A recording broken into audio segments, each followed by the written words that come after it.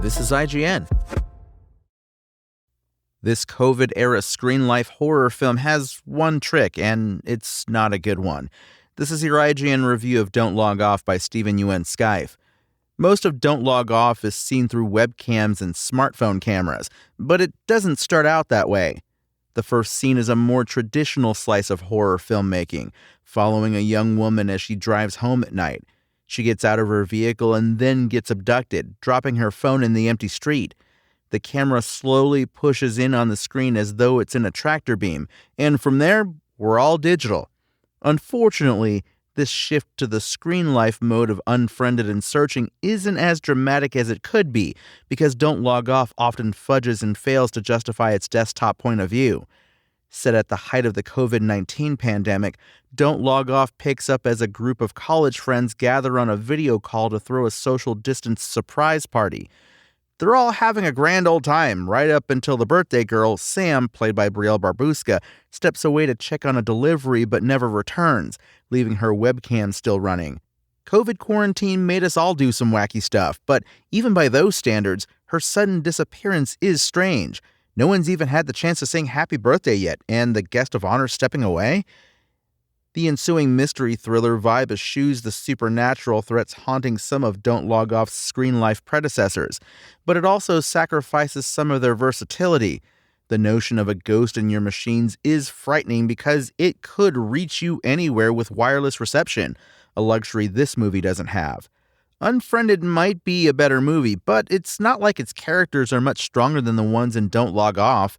Among them, the snarky one, played by Ariel Winter, the tech-savvy one, played by Kylan Rambo, and the one who does all the fake-out jump scares and makes a crack about the Blair Bitch Project, played by Luke Benward.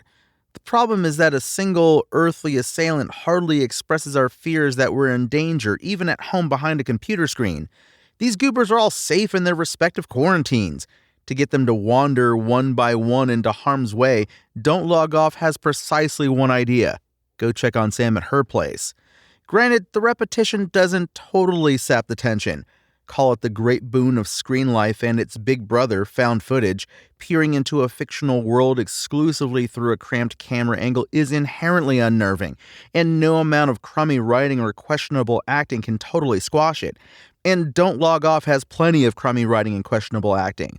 The cast are never once believable as close friends, and their stilted banter is much closer to that of jousting co-workers.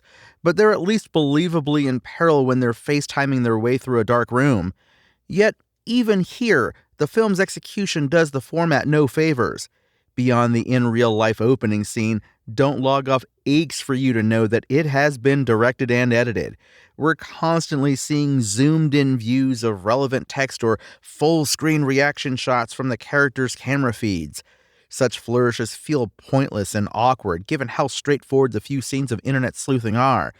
Not only do they puncture the immersion, but they induce a headache.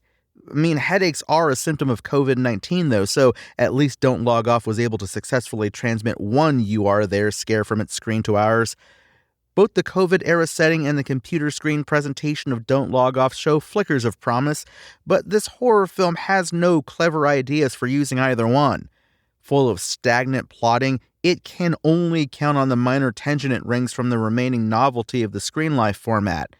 At worst, it's hard not to wonder why Don't Log Off ever imposed these constraints on itself in the first place. Don't Log Off's IGN score? 3 out of 10. Thanks for listening to IGN. My name is Tony Jackson, and for the latest movie and game reviews, visit us at IGN.com.